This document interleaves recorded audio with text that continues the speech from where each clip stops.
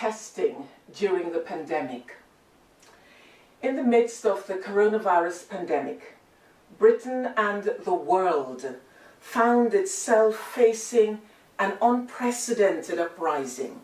Cities up and down Britain saw people prepared to risk their own lives and be on the streets protesting about the injustices being faced by black people in our world today. I too was moved to go out onto the street when I learned that there was going to be a protest organized in Canterbury. I thought about it. I weighed up the request of the political leaders asking that people stay at home and protect the NHS. I weighed up what the church leaders might say.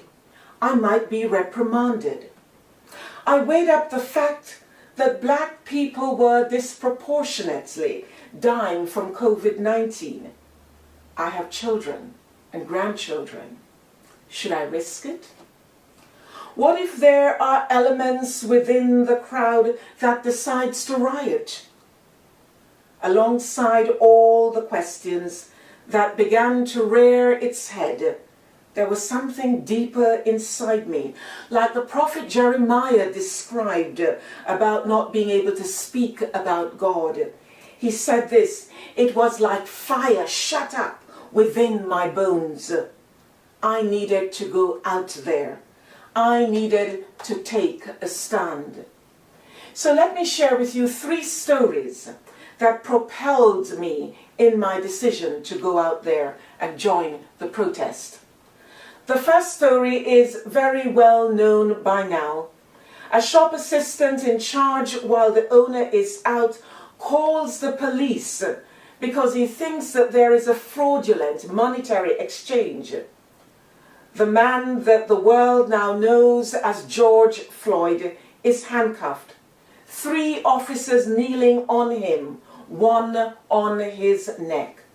8 minutes, 46 seconds later, of his neck being knelt on, he loses consciousness and is pronounced dead at the hospital. "I can't breathe," he was repeatedly heard saying. He calls out for his mother, who is deceased. "Mama, Mama!" There is no compassion shown to him. The begging and the pleading from the onlookers on his behalf goes unheeded. He is now dead. The second story. Around the end of May, an African-American man, while bird watching in Central Park, asked a white woman to put her dog on a leash by park laws required for that particular area. She refused to, and he decided to evidence what was happening and began to record their encounter. The woman, clearly indignant by now, asked him to stop. He continued, at which she proceeded to say to him, "I am going to call the police and tell them that an African-American man is threatening my life." "Go ahead and call the police," he said. At this point, she gets through to the police, and she is heard to be saying, "I'm in the Ramble in Central Park, and there's an African-American man threatening me and my dog." And you can hear the tremor in her voice. The African-American man was a Harvard graduate and a biomedical editor for a health science communication. He sent the clip to his sister, and when she posted it, it went viral. He said he decided he would not acquiesce to her request and stop recording for fear of the police. He would not participate in his own dehumanization. Amy Cooper, the woman at the center of this episode, has since apologized. He said he would accept her apology if it was genuine, but he wanted to understand When did it move from being a bird watcher and a dog owner having a disagreement to becoming weaponized by race? And the third story was sent to me on the 2nd of June. And note that all these things are happening. These three stories have happened around about the same time. It is of a young girl approximately 3 years old. Her mother is holding the empty box of Mr. Kipling's Angel Slices and asks her, "Who ate them all?" "I don't know," she says. "Someone came round and ate them all." "So someone broke into our home?" her mother responded. "They didn't take the television or jewelry.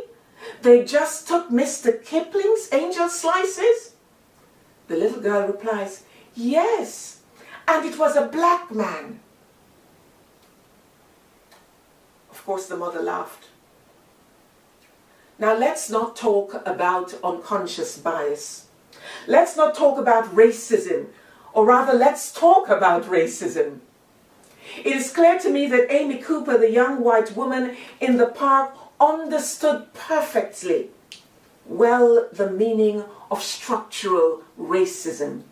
She knew that her whiteness meant something. She knew that being white gave her the kind of power that could change the rules of the game. She used the fact that she was white to threaten this black man's life. She knew that her words over this black man would count for something. The police would believe her. He would not be believed because he was black, and after all, the police would not in a million years believe his story over her story. She had an understanding of the way black people are treated by the police. In her heart, she knew they would believe he was guilty. There is nothing unconscious about that. It was as though they were playing chess, and she made a deliberate move on the chessboard. Checkmate. With George Floyd, how many times have we heard said by the police, "We felt threatened and that is why we deployed our guns, our taser," or beat the living daylights out of a black man? Remember Rodney King in Los Angeles? Even while he was lying on the ground, he was being beaten. In that case, the jury acquitted all 4 officers of assault and acquitted 3 of excessive force, and the 4th they could not agree. As a result of the acquittals, there was a major outbreak of violence, looting and arson. A riot ensued. In George Floyd's case, we cannot have the defense of "I feared for my life," as they were calmly kneeling on a man whom they had already subdued on the ground, a man whose only struggle was to breathe. They consciously knelt on him with the kind of confidence that says, "He's a nobody, and there will be no consequence to our action." Those who are tasked with maintaining the law was flagrantly and consciously breaking the law, because they knew they could, and in broad daylight, not even under the cover of darkness. And the little girl, where did she learn that it would be believable, that it was okay to blame a black man for breaking in and taking the biscuits? I do not believe someone sat her down and taught her that as a lesson to be learned. She clearly, however, had picked it up from the community around her, this negative story about black men. Can I just ask us to pause and think? Were we more incensed that people were protesting during the pandemic? That people were rioting? Or that a great injustice had been perpetrated? Did the rioting matter more to you than the cry of one man who cried out repeatedly, "I can't breathe"? I'm reminded of the words of the prophet Micah, What does the Lord require? To act justly, to love mercy, and to walk humbly with our God. Are we fair in our dealings with people? Do we show mercy? Does our lives reflect humility as we relate to one another? Or do we harbor feelings and views of superiority over others because of the color of their skins? If we're going to answer those questions, we will first need to examine what lies behind our fear of the other. What lies behind our lack of compassion for those who do not look like us? Why do we think that black people do not feel pain, or that their pain is insignificant? And that is why the father of modern gynecology performed shocking experiments on enslaved women without anesthesia. James Marion Sims was considered to be a medical trailblazer. In his autobiography he wrote, "There was never a time that I could not at any day have had a subject for operation." Those he experimented on, the subjects he referred to, were enslaved women, deemed at that time to be his property. Consent was not an issue. I would like to suggest that deep in our psyche, we carry the DNA of our collective history. A history whereby those who were white were superior and those who were black were less than human.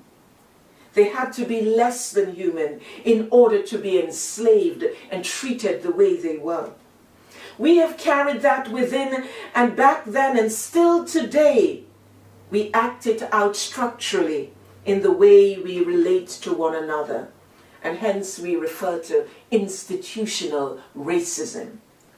The world may continue to behave like this, but those of us who profess the Christian faith, we must live to a higher standard. What does the Lord require? The prophet asks, to act justly, to love mercy, and to walk humbly with our God. Black people are broadly seen as interlopers, not belonging. But actually they belong. Some will tell you specifically that their parents' generation built this country, helped in the rebuilding after the war. In Leviticus 19:33-34 we read, "When an alien lives with you in your land, do not ill-treat him. The alien living with you must be treated as one of your native born. Love the alien as you love yourself, for you were once aliens in Egypt. I am the Lord your God." In reality, we are all foreigners in this world. The stranger is to be treated with justice, empathy, and compassion. We are to embrace others, treat them as having equal worth. Our language and actions must be inclusive. As the church, we should be modeling this inclusivity. When people walk through our doors, it should be visible. I've had numerous letters and emails from people I don't know, but people who felt compelled to write to tell me how disgusted they are with me and how incensed they are, that I thought it was appropriate to protest during the pandemic, and how I ought to have set a better example. The one question I've been asking myself of each writer of those letters and emails, are they as incensed with the tragedy of some lives mattering more than others?